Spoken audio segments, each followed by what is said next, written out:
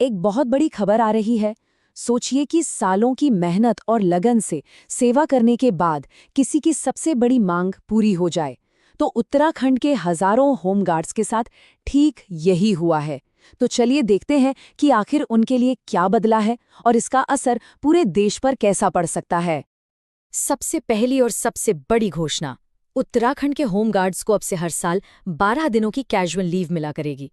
ये कोई छोटी मोटी बात नहीं है। ये अधिकार उन्हें पहली बार मिल रहा है। पता है, ये उनकी दशकों पुरानी मांग थी, जो अब जाकर पूरी हुई है। लेकिन सुनिए, बात सिर्फ इन 12 छुट्टियों की नहीं है। ये तो बस एक झलक है। असल में ना ये एक पूरा का पूरा पैकेज है। 7 बड़े बदलावों का एक पैकेज जो खास तौर पर होमगार्ड्स की बेहतरी के लिए ही लाया गया है। तो सवाल ये है कि ये 7 घोषणाएं हैं क्या? तो देखिए, छुट्टियों के अलावा महिला गार्ड्स के लिए मैटरनिटी लीव का भी इंतजाम है। फिर कई सारे अलाउंस भी बढ़ाए गए हैं, जैसे कि फूड अलाउंस, ट्रेनिंग अलाउंस और यूनिफॉर्म के लिए भी भत्ता। और इतना ही नहीं, जो लोग मुश्किल हालात में काम करते हैं ना, उनके लिए स्पेशल बोनस भी हैं। जैसे मान लीजिए कोई ऊंचाई वाले इलाके में ड्यूटी कर रहा है या फिर एसडीआरएफ मतलब स्टेट डिजास्टर रिस्पांस फोर्स के साथ ट्रेनिंग ले रहा है, तो उनके लिए भी खास इंतजाम है।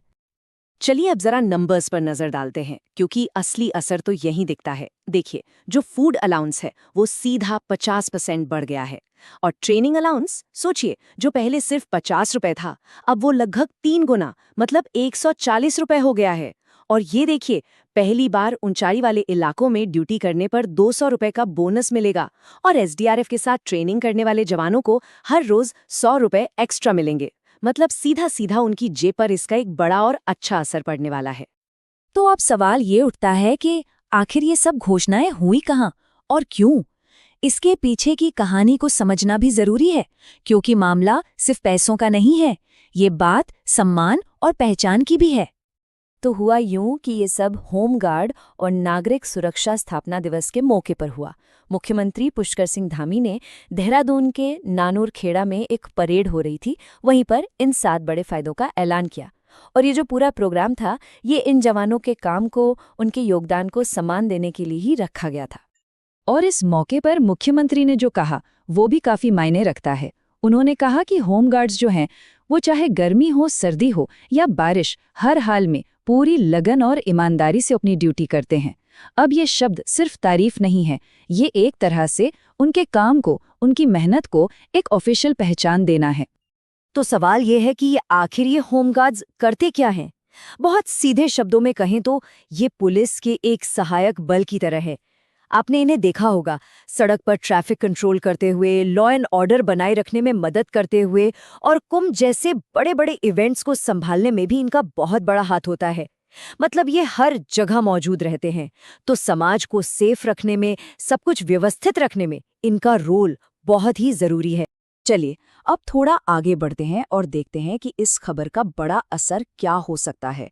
देखिए, उत्तराखंड सरकार का ये जो फैसला है ना, ये सिर्फ एक राज्य तक सीमित रहने वाला नहीं है। ये पूरे देश के लिए एक नया स्टैंडर्ड, एक नया पैमाना तय कर सकता है। और यहीं पर इस फैसले की असली अहमियत समझ में आती है। सोचिए, एक तरफ उत्तराखंड के होमगार्ड्स हैं जिन्हें ये नए अधिकार मिल गए हैं, और दूसरी तरफ उनके पड़ोसी राज्य उत्तर प्रदेश में होमगार्ड्स आज भी इन्हीं चीजों के लिए लड़ रहे हैं, संघर्ष कर रहे हैं। तो ये जो फर्क है ना, ये दिखाता है कि उत्तराखंड ने जो कदम उठाया है वो कितना बड़ा और कितना आगे की सोच वाला है। तो अब सबसे बड़ा सवाल यही उठता है, क्या उत्तराखंड का ये फैसला एक चिंगारी का काम करेगा?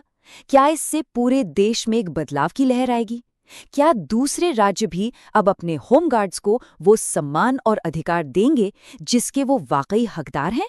खैर, इसका जवाब तो वक्त ही बताएगा, लेकिन एक बात तो पक्की है, एक नई और अच्छी